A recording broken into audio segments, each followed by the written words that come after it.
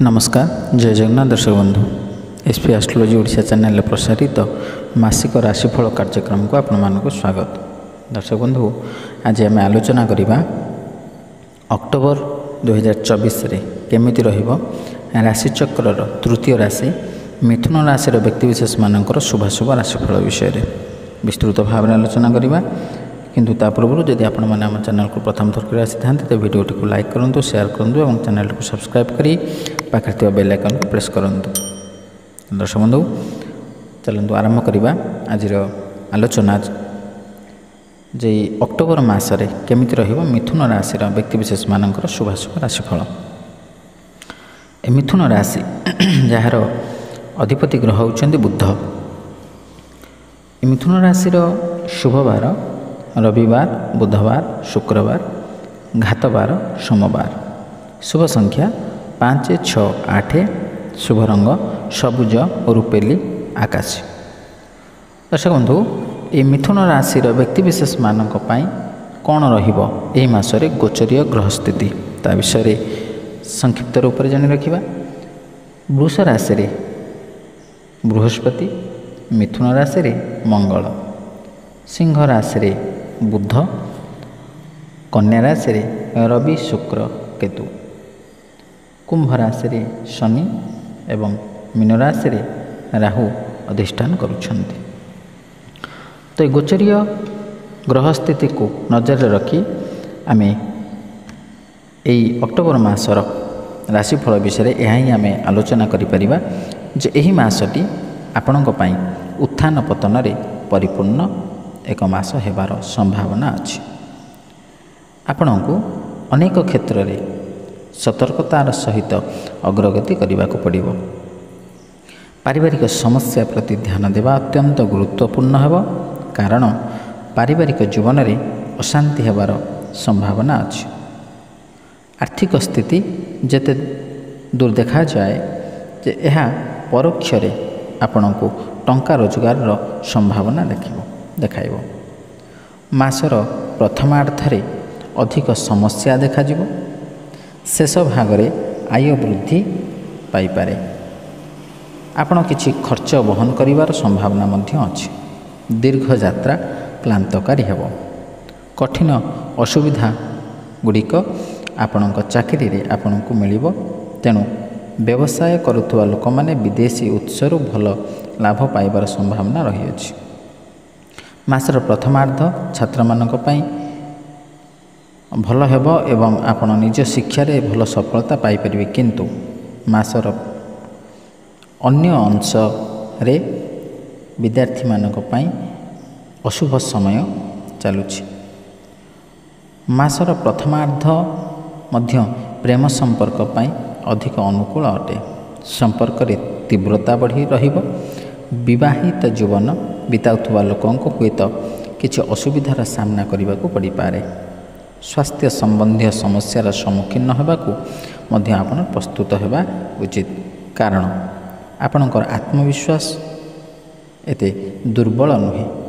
आपण प्रत्येक समस्यार समाधान निमंते साहसर सहित सम्मुखीन हेबे एवं अनेक चैलेंज रु सहजरे बाहर को आसी परिबे। दर्शक बंधु जो ग्रह दुईटी विषय आम मुख्यतः भाव आलोचना करती जो ग्रह दुईटी को नहीं ही आम विचार करते राशिफल विषय रे, से दुईटी ग्रह होउचंती बृहस्पति एवं शनि। ए बृहस्पति एवं शनि आपणक राशि पाई वर्तमान बृहस्पति द्वादशस्थ एवं शनि नवमस्थ। प्रथमे जदि आम बृहस्पति कथा आलोचना करवा तेबे बृहस्पति गोचरीय स्थिति अनुसार द्वितीय, पंचम, सप्तम, नवम और एकादश स्थान में शुभफल प्रदान करथांती, किंतु आपणक राशि पाई बृहस्पति द्वादशस्थ।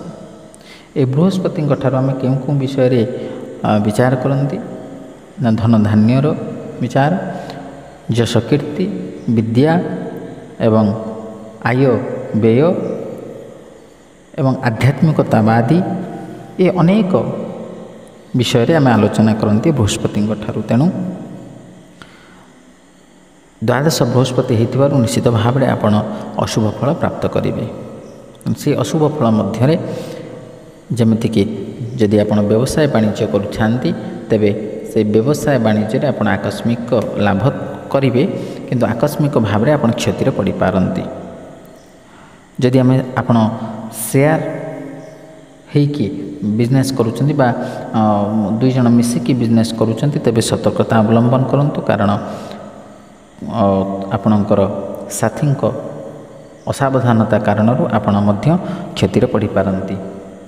ଆୟ କମିବ ଏବଂ ଅଯଥା ଖର୍ଚ୍ଚ ବଢ଼ିବ। ଆଧ୍ୟାତ୍ମିକତାବାଦୀ ଲୋକମାନେ ଏହି ସମୟରେ ସାମାନ୍ୟ ରୂପରେ ଆଧ୍ୟାତ୍ମିକତା କ୍ଷେତ୍ରରୁ ମନ ଫେରାଇ ଆଣିପାରନ୍ତି।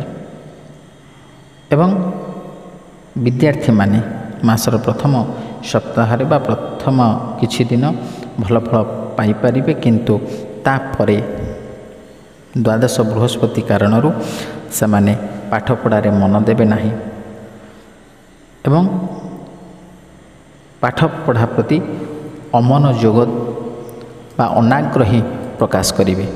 ଅନ୍ୟ ଦିଗରେ ମନ ବଳାଇବେ, କିନ୍ତୁ ପାଠପଢ଼ା କ୍ଷେତ୍ରରୁ ମନ ଫେରାଇ ନେବେ। ଏ ତ ଆମେ ଆଲୋଚନା କଲେ ବୃହସ୍ପତିଙ୍କ ବିଷୟରେ। ଯଦି ଆମେ ଶନିଙ୍କ କଥା ଆଲୋଚନା କରିବା, ତେବେ ଶନି ହେଉଛନ୍ତି ସତ୍ୟର ଦେବତା, ନ୍ୟାୟର ଦେବତା। ତେଣୁ ଶନି ଗୋଚରୀୟ ସ୍ଥିତି ଅନୁସାରେ ତୃତୀୟ, ଷଷ୍ଠ, ଦଶମ ଏବଂ ଏକାଦଶ ଏହି ସ୍ଥାନମାନଙ୍କରେ ଶୁଭ ଫଳ ପ୍ରଦାନ କରନ୍ତି। କିନ୍ତୁ ଆପଣଙ୍କ ରାଶି ପାଇଁ ଶନି ନବମସ୍ଥ। ନବମ ଭାବରୁ ଆମେ ସାଧାରଣ ଭାବରେ ଭାଗ୍ୟର ବିଚାର କରନ୍ତି। ତେଣୁ ନବମ ଭାବରେ ଶନି ଅଶୁଭତ୍ୱର କାରକ ହୋଇ ରହିଥିବାରୁ ଆପଣ ଯେକୌଣସି କାର୍ଯ୍ୟ କରୁଛନ୍ତି ବା କରିବାକୁ ମନସ୍ଥ କରିଛନ୍ତି ବା ଚେଷ୍ଟା କରୁଥିବେ, ସେଥିରେ ପ୍ରଥମ ପ୍ରଚେଷ୍ଟା ଆପଣ ବିଫଳତା ପ୍ରାପ୍ତ କରିପାରନ୍ତି। ଆପଣଙ୍କ ଭାଗ୍ୟ ଆପଣଙ୍କ ସାଥ ଦେବ ନାହିଁ। ଯେଉଁ କାର୍ଯ୍ୟ ଭାବୁଥିବେ 100% ସିଓର ହେଇଥିବେ ଯେ ମୋର ହେଇଯିବ ବୋଲି, କିନ୍ତୁ ଶେଷ ପର୍ଯ୍ୟାୟରେ କୌଣସି ନା କୌଣସି କାରଣବଶତଃ ସେ କାର୍ଯ୍ୟ ଅଟକିଯିବ। ଏବଂ କର୍ମକ୍ଷେତ୍ରରେ ଆପଣ ଶନିଙ୍କର ଅଶୁଭତ୍ୱ କାରଣରୁ ଆପଣ ସାମାନ୍ୟ ଭାବରେ ନିନ୍ଦିତ ହୋଇପାରନ୍ତି, ଅପମାନିତ ହୋଇପାରନ୍ତି। ଉଚ୍ଚପଦସ୍ଥ କର୍ମଚାରୀଙ୍କ ଠାରୁ ଆପଣ ନିର୍ଯାତିତ ହୋଇପାରନ୍ତି ଏବଂ ଆପଣଙ୍କର କାର୍ଯ୍ୟଦକ୍ଷତାକୁ କେହି ବୁଝିବେ ନାହିଁ। ତେଣୁ କର୍ମକ୍ଷେତ୍ରରେ ମଧ୍ୟ କେତେ ଗୁଡ଼ିଏ ସମସ୍ୟାର ସମ୍ମୁଖୀନ ଆପଣ କରିପାରନ୍ତି। ଯେଉଁମାନେ ନୂତନ ଭାବରେ କର୍ମପ୍ରାପ୍ତି ପାଇଁ ଆବେଦନ କରୁଛନ୍ତି, ସେମାନଙ୍କ ପାଇଁ ମଧ୍ୟ ସମୟଟି ଶୁଭଫଳ ପ୍ରଦାୟକ ନୁହେଁ। ତାହେଲେ ଦର୍ଶକ ବନ୍ଧୁ, ଆମେ ତ ବିସ୍ତୃତ ଭାବରେ ଆଲୋଚନା କଲେ, କିନ୍ତୁ এই ଯେଉଁ ଅଶୁଭ ଫଳ ବିଷୟରେ ଆଲୋଚନା କଲେ, ସେ ଅଶୁଭ ଫଳକୁ ପରିତ୍ୟାଗ କରି ଶୁଭ ଫଳ ପ୍ରାପ୍ତ କରିବା ନିମନ୍ତେ କେତେ ଗୁଡ଼ିଏ ପ୍ରତିକାର ବିଷୟରେ ମଧ୍ୟ ଆମେ ଆଲୋଚନା କରିବା। ସେ ପ୍ରତିକାର ଗୁଡ଼ିକ ହେଉଛି, ଆପଣ ପ୍ରତିଦିନ ସ୍ନାନ ପରେ 41 ଥର ଓଂ ନମୋ ଭଗବତେ ବାସୁଦେବାୟ ଏ ମନ୍ତ୍ରକୁ ଜପ କରନ୍ତୁ, କିମ୍ବା ଶ୍ରୀ ବିଷ୍ଣୁ ସହସ୍ରନାମ ସ୍ତୋତ୍ର ପାଠ କରନ୍ତୁ, କିମ୍ବା ଶନିଙ୍କ ପାଇଁ ଆପଣ ମଙ୍ଗଳବାର ଏବଂ ଶନିବାର ହନୁମାନ ଦର୍ଶନ କରନ୍ତୁ ଏବଂ ପ୍ରତିଦିନ ସ୍ନାନ କରିବା ପରେ ଆପଣ ହନୁମାନ ଚାଳିଶା ପାଠ କରନ୍ତୁ। ଦେଖିବେ ନିଶ୍ଚିତ ଭାବରେ ଶୁଭଫଳ ପ୍ରାପ୍ତ କରିବେ। ତାହେଲେ ଦର୍ଶକ ବନ୍ଧୁ, ଆଶା କরি ଭିଡ଼ିଓଟି ଭଲ ଲାଗିଥିବ। ଯଦି ଭଲ ଲାଗିଛି ତେବେ ଭିଡ଼ିଓଟିକୁ ଲାଇକ୍ କରନ୍ତୁ, ସେୟାର କରନ୍ତୁ ଏବଂ ଆପଣଙ୍କର ସୁଚିନ୍ତିତ ମତାମତ ଦେବାକୁ ଜମା ଭୁଲନ୍ତୁନି। ଆଜି ପାଇଁ ବିଦାୟ ଦିଅନ୍ତୁ। ରହିଲି, ନମସ୍କାର, ଜୟ ଜଗନ୍ନାଥ।